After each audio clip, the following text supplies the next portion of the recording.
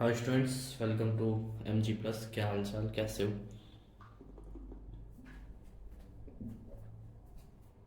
Last topic कहाँ था पता था?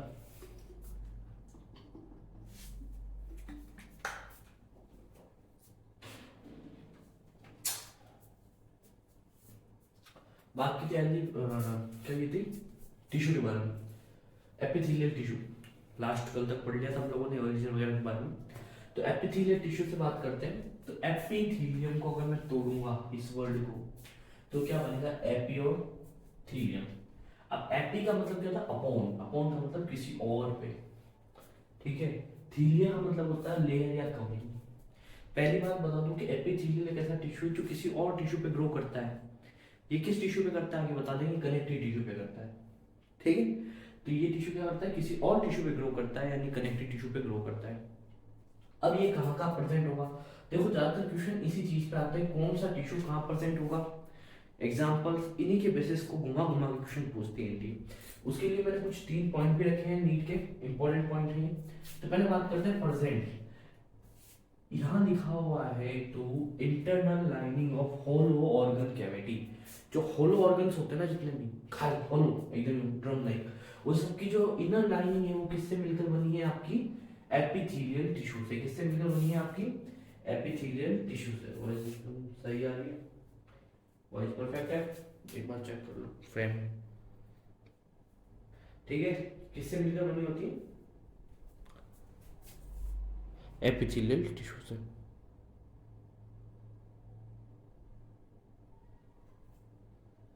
ठीक है। इसके बाद एक लाइन और लिखते थे यहाँ पर,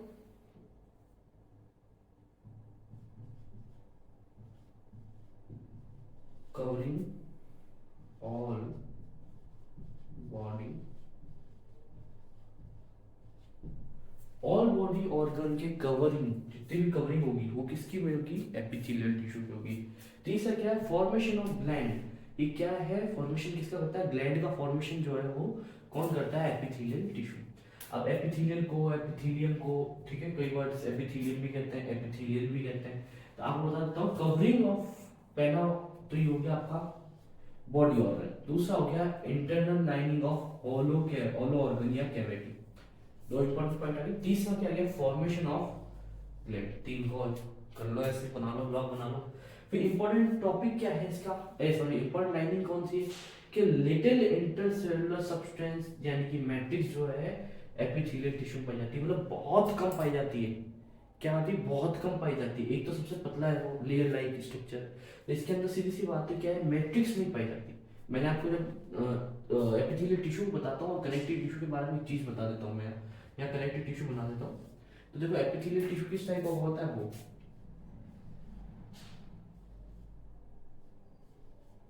मैं डायग्राम बनाता हूँ। देखो ये इनका न्यूक्लियस है, ये आउटर सेल मेम्ब्रेन हो गई। अब यहाँ पर एक बेसमेंट मेम्ब्रेन होती है, ठीक है। और इसके नीचे ना क्या पाया जाता है? आपका कनेक्टिव टिश्यू। ये बेसमेंट मेम्ब्रेन में डिटेल में पढ़ेंगे हम लोग। क्या पढ़ेंगे? ये सबको डिटेल में पढ़ेंगे। अभी मैं सिर्फ डिफरेंस, हल्का सा एक डिफरेंस बता रहा हूँ। अब ये सिंगल लेयर भी हो सकता है, या फिर ये ऐसे हो सकता है मल्टी लेयर। मल्टी लेयर मतलब सेल की बहुत सारी लेयर होगी। सेल की क्या होगी? अनेक लेयर है, बहुत सारी लेयर। ये वापस बेसमेंट मेम्ब्रेन और ये कनेक्टिव टिश्यू, ठीक है। अब ये जो कनेक्टिव टिश्यू है ना, अब मैं कनेक्टिव टिश्यू को भी अलग से बना के दिखाता हूँ। ये कितने न्यूक्लियस है? इन सबके न्यूक्लियस है। इसके बीच में क्या पढ़ा जाता है? Intercellular substance. ये क्या है? इंटरसेलुलर सब्सटेंस भरा हुआ होता है, मैट्रिक्स भरी हुई थी। इस स्पेस में क्या भरी होती है? मैट्रिक्स। दो साइड्स के बीच में क्या स्पेस होता है ना, उस स्पेस में क्या भरा जाता है? ये मैट्रिक्स भरी जाती है। क्लियर? यहाँ पर मैट्रिक्स भरी हुई है। अब देखो कनेक्टिव टिश्यू की बात करूँ ना, तो इसमें क्या होता है?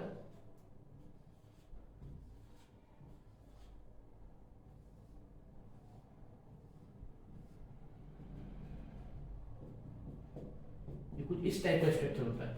ये सेल है, ये क्यूब लाइक बनाई ना मैंने, ये सब सेल है। तो इसके अगर अंदर में लिखूं तो क्या होता है? देखो सेल्स ज्यादा है, मैट्रिक्स है। बट यहाँ आपको दिख रहा है सेल ज्यादा है, यहाँ मैट्रिक्स ज्यादा है। यहाँ क्या है? मैट्रिक्स ज्यादा है सेल से।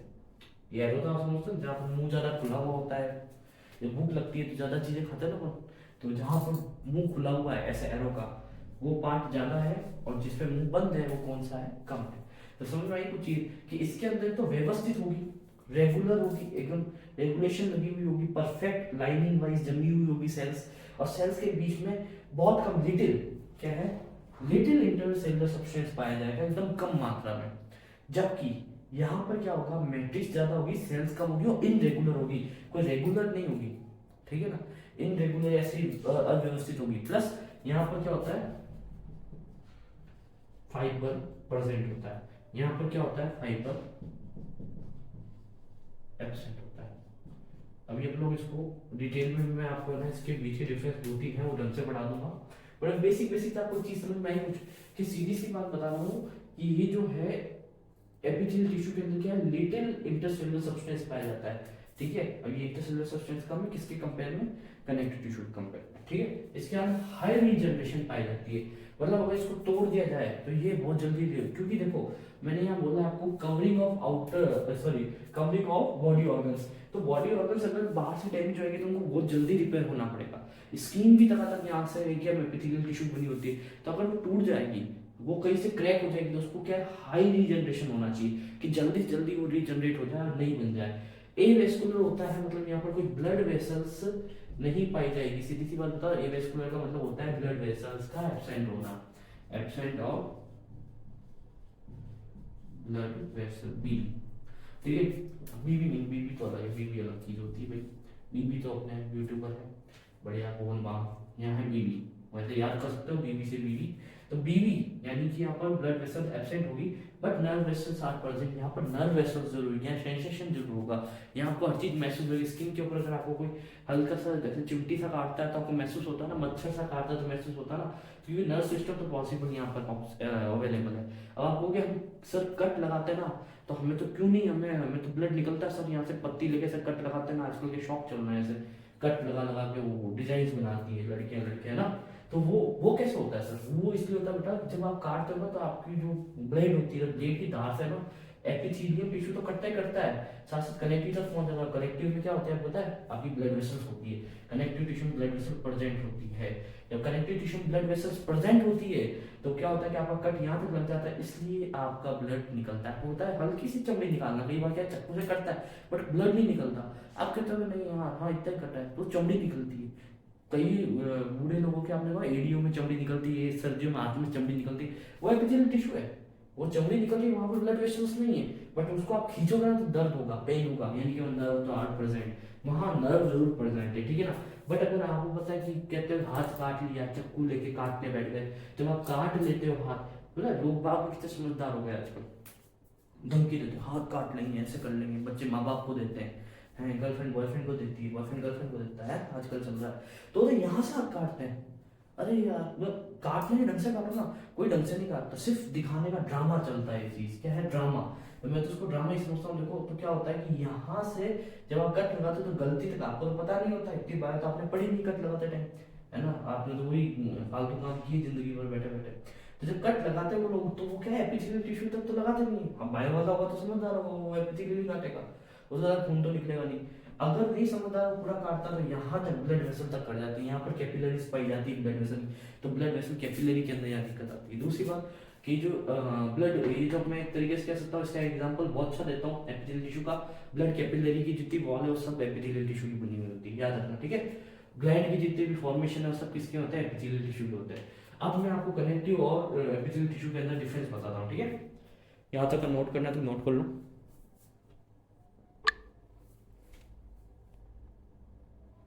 चलो स्टार्ट करते हैं। देखो एपिथेलियल टिश्यू और कनेक्टिव टिश्यू के बारे में बताता हूँ, तो पहले मैं डायग्राम बना देता हूँ आपके सामने, मैंने रफ करके मैं आपको डायग्राम बनाता हूँ जिससे आप और भी प्रॉपर तरीके से समझ पाओगे, और एग्जाम्पल देता हूँ बहुत शानदार सा।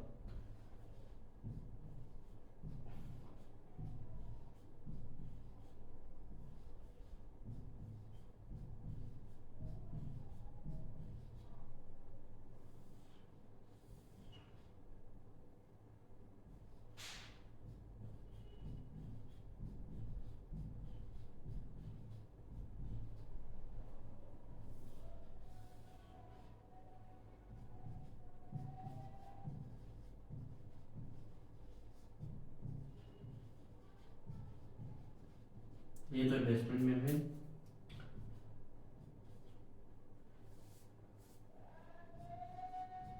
इसको शॉर्ट में लिख दिया बीएम में, ठीक है। ये सेल है, सेल का न्यूक्लियस है, जो मैं डॉट डॉट बता रहा हूँ हर सेल के बीच में, ये सेल का क्या है आपका न्यूक्लियस है। सेल के आउटर बॉर्डर को हम क्या कहते हैं, सेल मेम्ब्रेन, ठीक है। अब ये बताता हूँ यहाँ पर, ये सेल, सेल के बीच में स्पेस क्या कहलाता है, इंटरसेलुलर स्पेस, ठीक है। इसी स्पेस में क्या पाई जाती है,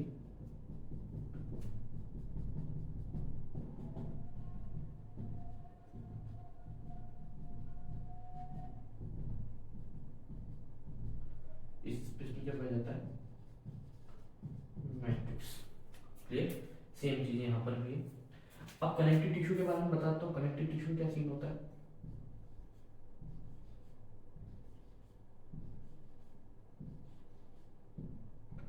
इसमें भी सेम सेल्स पाई जाती है, यहाँ पर भी जो है आउटर मोस्ट लेयर क्या कहलाती है, प्लाज्मा मेम्ब्रेन या सेल मेम्ब्रेन। अब इसके अंदर क्या है कि एक तो पाए जाते हैं ऐसे तंतु रूपी यानी फाइबर, दूसरा पाई जाती है यहाँ पर बीवी, ठीक है। और इसके अंदर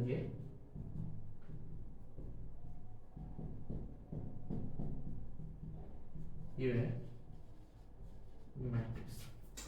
अब आपको डायग्राम में कुछ डिफरेंस दिख रहा है, अगर आप मुझे बता सको यहाँ पर कोई डायग्राम में डिफरेंस, ठीक है, बताइए डायग्राम में कोई डिफरेंस बताइए आप मुझे यहाँ पर। देखो बहुत इजी डिफरेंस है, कुछ ज़्यादा डिफरेंस है नहीं, ज़्यादा बड़े डिफरेंस हम लोग इसमें बता ही नहीं सकते, सिंपल डिफरेंस है, बताइए फटाफट।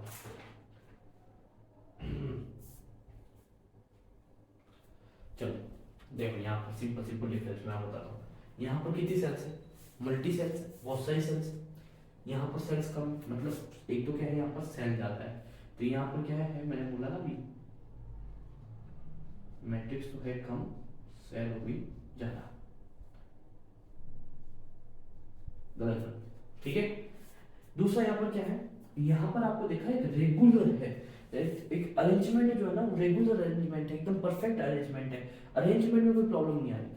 बट यहाँ अरेंजमेंट में प्रॉब्लम है, यहाँ क्या अरेंजमेंट सही नहीं है। और दूसरे यहाँ पर इसमें इसके कंपेयर में क्या यहाँ पर सेल्स कम है, और क्या है मैट्रिक्स ज्यादा है। पहले तो ये देख लो भाई, मैट्रिक्स और सेल का तो हमने कम वो कर दिया इसमें डिफरेंस कि भाई इसमें तो मैट्रिक्स ज्यादा है, इसमें मैट्रिक्स कम है, सॉरी इसमें मैट्रिक्स कम है, इसमें मैट्रिक्स ज्यादा है, क्लियर। अब बात करते हैं सेल्स की, तो इसमें सेल जो है रेगुलर एकदम अरेंज है। अरेंज कैसी है, इसका अरेंजमेंट कैसा है, एकदम रेगुलर है, एकदम परफेक्ट अरेंजमेंट है। बट यहाँ अरेंजमेंट बिगड़ा हुआ है, ठीक है।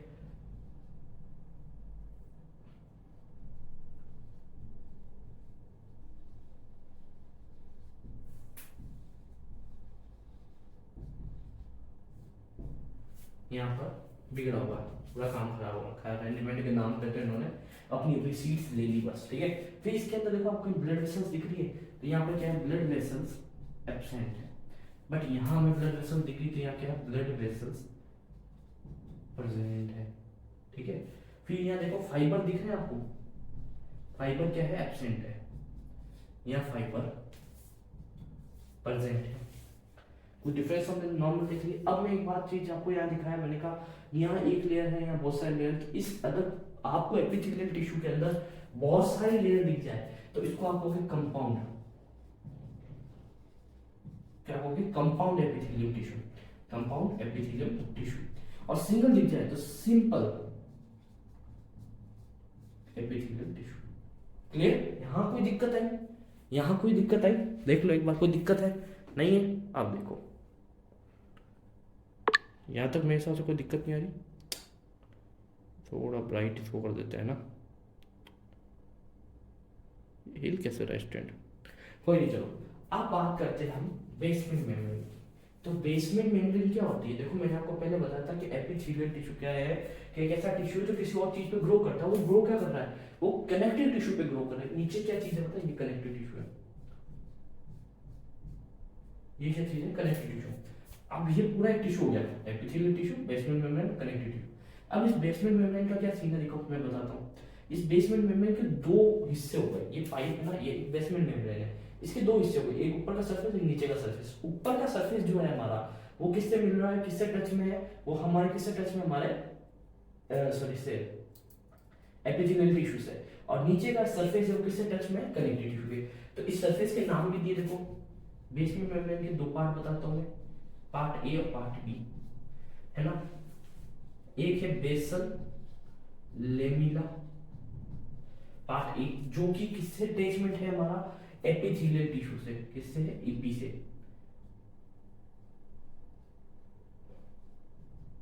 एपिथेलियल टिश्यू से। अब नीचे का पार्ट क्या कहलाता है हमारा, नीचे का पार्ट क्या कहलाता है इसका, फाइब्रस,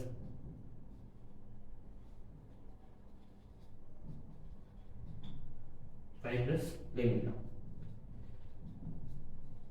ये किससे अटैच है, कनेक्टिव टिश्यू से। कोई दिक्कत, क्लियर, यहां तक कोई दिक्कत है, क्या बोलना चाह रहा हूं, एक बार मैं बोर्ड से जाता हूं, आपको क्लियर दिखेगा।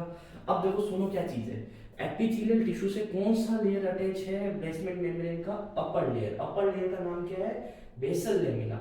ये बेसल लेमिना जो है, बताते हैं आगे सब कुछ। और जो दूसरा है, दूसरा हिस्सा जो है बेसमेंट मेम्ब्रेन का, वो किससे अटैच हो रहा है आपका, फाइब्रस लेमिना से। किससे, फाइब्रस लेमिना से।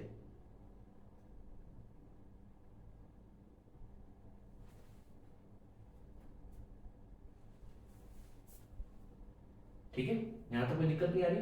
तो ये क्या चीज है, क्लियरली आप इसका स्क्रीनशॉट ले सकते हो। एक बार मैं साइड हट जाता हूँ।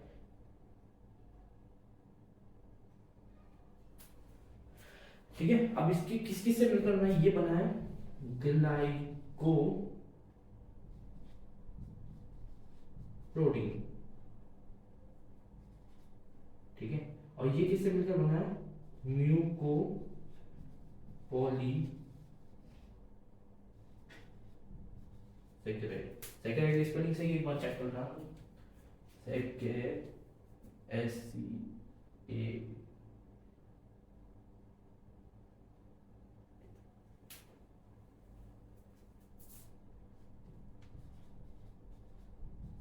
सेकेराइड।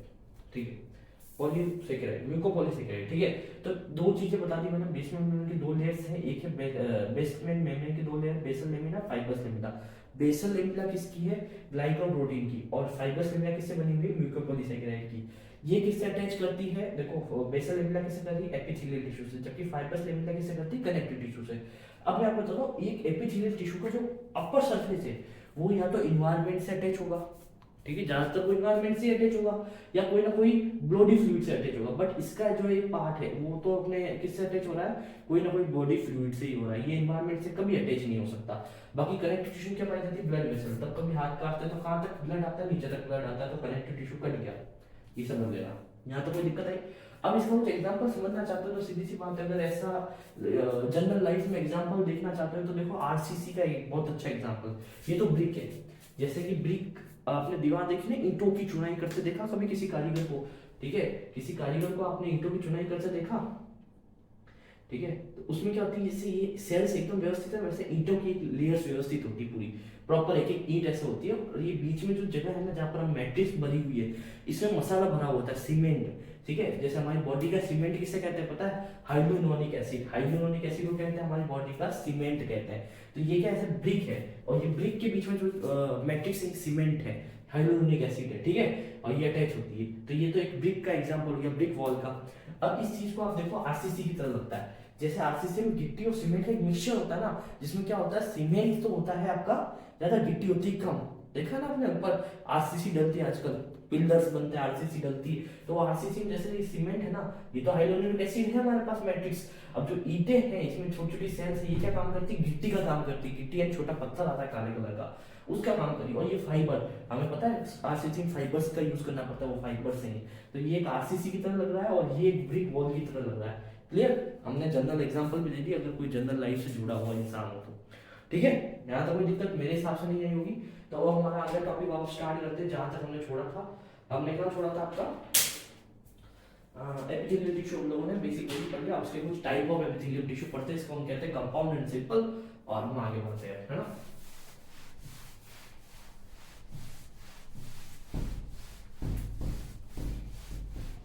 कोई दिक्कत आ रही है बच्चों, कुछ समझने में कोई दिक्कत आ रही है बताओ, कुछ समझ में नहीं आ रहा।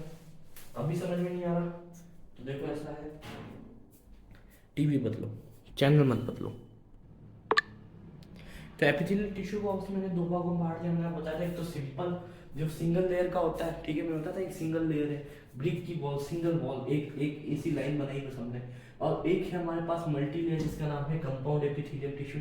कंपाउंड एपिथेलियल टिश्यू क्या करता है, प्रोटेक्शन करता है, बहुत सारे लेयर क्या यूज करेंगे प्रोटेक्शन के लिए। फिर बात करते हैं हम लोग इसके एग्जांपल्स, जैसे सिंपल एपिथेलियल टिश्यू इसके इंटर लाइनिंग, इंटरनल लाइनिंग है, ठीक है, इंटरनल लाइनिंग,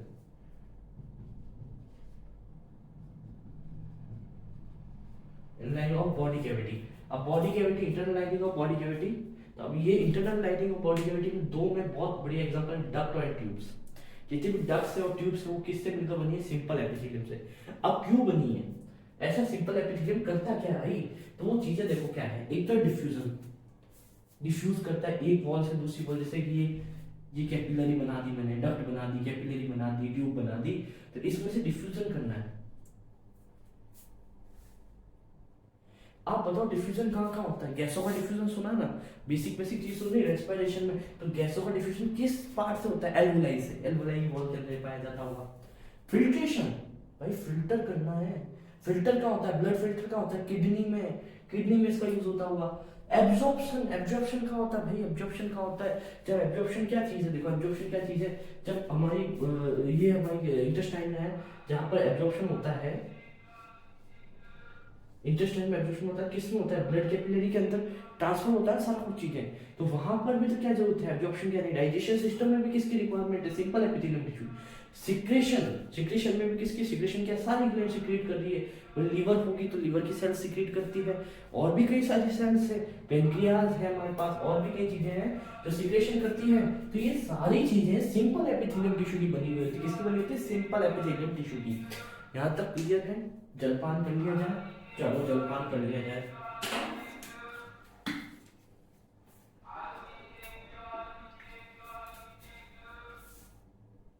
तो यार जलपान करते रहना चाहिए। मेरा मानो जब भी आप भी क्लास में बैठे हो, तो हमारे टाइम में तो पता है क्या होता था क्लास में, हम तो पानी बोतल लेके बैठते, देखो कब नींद आ जाए, नींद का झोंका आने लग जाए, कहीं भी तो बॉटनी आई नहीं हमारी, बॉटनी आई जब तो नींद के झोंके आएंगे बड़े बड़े। तो यहाँ तक मेरे हिसाब से कुछ चीज डिफिकल्ट नहीं थी, इजी इजी वे में मैंने बहुत कुछ चीजें समझा दी आपको। आगे बढ़ते हैं नेक्स्ट चीज में।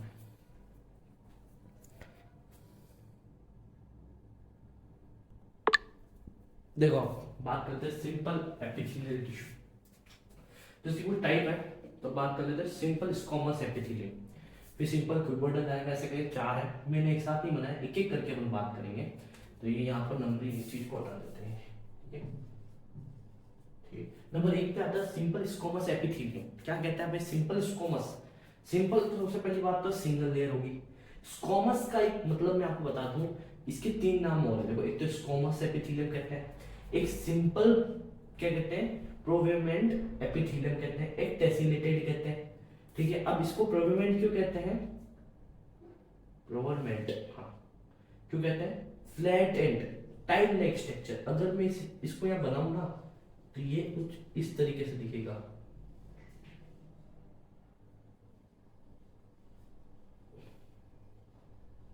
ऊपर से मैं देखूंगा ना इसको, यहां पर मैं अगर देखूंगा तो ये टाइल लाइक स्ट्रक्चर लगेगा। कैसा लगेगा, टाइल लाइक स्ट्रक्चर, जैसे घरों में मार्बल टाइल नहीं लगाते अपन, तो टाइल नहीं होती उबली उबली हल्की हल्की, तो उस टाइप का स्ट्रक्चर दिखेगा मुझे, इसलिए इसको परमानेंट एपिथेलियम कहते हैं, ठीक है। टेसिलेटेड क्यों कहते हैं, वेवी अपीयरेंस लगता है, मतलब कि वेवी अपीयरेंस क्या लगता है, ऐसे इसका ऊपरी सरफेस है ना ऐसे दिखेगा, पानी में जैसे लहर नहीं निकलती ऐसे, परी हूं मैं वाला सीन, ठीक है। तो ये टेसिलेटेड इसलिए कहते हैं। फिर एक इसकी एक इंपॉर्टेंट लाइन मैंने आपको लिखा देता हूँ, इसको स्टार बना दो। अब क्वेश्चन पता है किस तरीके से आएगा, ये स्क्वामस ने लिख के आपको क्या लिखा, टेसिलेटेड आ जाएगा। आप कंफ्यूज हो, सर ने जैसा पढ़ाया था ये कौन सा आ गया टिश्यू, मेरे को तो पता ही नहीं चल रहा।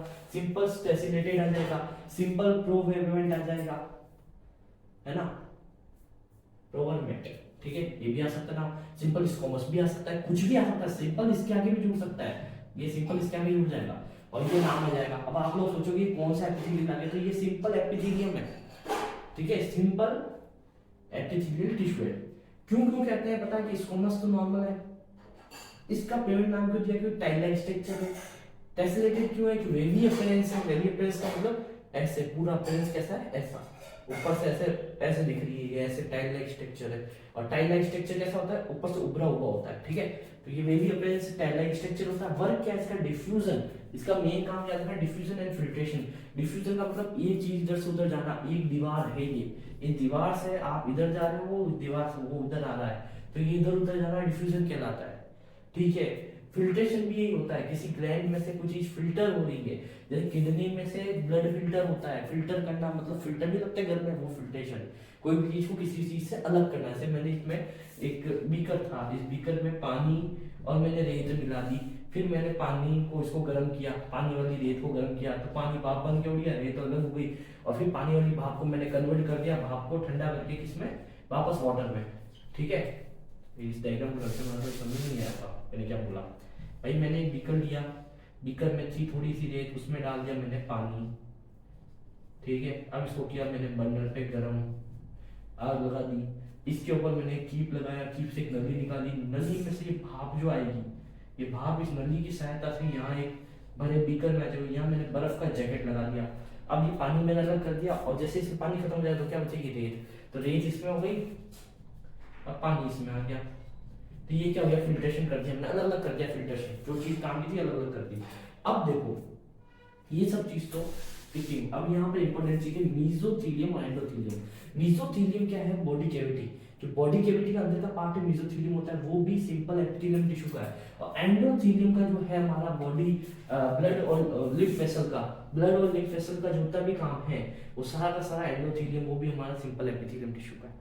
यहाँ भी क्लियर हो गया। एग्जांपल्स की अगर मैं बात करूँ तो एल्वोलाइट, मैंने बताया था डिफ्यूजन, इससे जस्ट मैंने ना 2 सेकंड पहले ही बोला था डिफ्यूजन के बारे में। आपकी चीजें का आदान प्रदान हो रही है, डिफ्यूजन का असली मीनिंग में लिख दूं ना, तो ये लिखा हुआ है आदान प्रदान, ठीक है। आदान प्रदान प्रदान, ठीक है, प्रधान नहीं प्रदान, ठीक है। तो आदान प्रदान कहाँ हो रहा है, गैसों का, हमारे एल्वोलाई में, रेस्पिरेटरी सिस्टम में। तो एल्वोलाई ऑफ लंग्स, ठीक है, ये एल्वोलाई ऐसा होता है, देखो इसमें से गैस इधर जाती है, गैस इधर आती है, CO2 O2 का जो है चेंज होता है। वुमन कैप्सूल्स, ये क्या है आपका किडनी के अंदर फिल्ट्रेशन कर रहा है भाई, ये फिल्ट्रेशन बताया था ना अभी, ब्लड का फिल्ट्रेशन करता है ये ब्लड का, ठीक है। इसके बाद बात करते हैं एंडोथीलियम और BV एंड LV कैपिलरी। जितनी भी कैपिलरी है उस सबके अंदर का जो स्ट्रक्चर है, जो अंदर की लाइनिंग है, आउटर लाइनिंग है, वो सब किसकी बनी हुई है, सिंपल एपिथेलियम टिश्यू की। Thank you for watching all of you. आज यही लेक्चर को हम रोकते हैं। NCERT को एक बार दिखा देता हूँ मैं बहुत अच्छे तरीके से, आपको कोई दिक्कत नहीं आई है। ये देखो flat like structure, flattened cell लिखा हुआ आ गया, और इसी के अंदर स्क्वैमस सेल भी लिखा हुआ होगा, मैं आपको समझ बता देता हूँ यहाँ पर। ये देखो, अगर आप ढंग से देखोगे एपिथेलियल टिश्यू में पढ़ोगे, लास्ट लाइन के अंदर देखोगे ना, टाइप ऑफ दिस आर, हाँ टाइप्स दिस आर लिखा हुआ है। फर्स्ट स्क्वैमस, दूसरा है क्यूबोइडल, और तीसरा है कोलुमनार। ये भी समझा देता हूँ हाथों। क्यूबोइडल क्या होता है, कोलुमनार क्या होता है। क्यूबोइडल नाम से पता चल रहा है, देखो क्यूबोइडल, क्यूबोइडल, और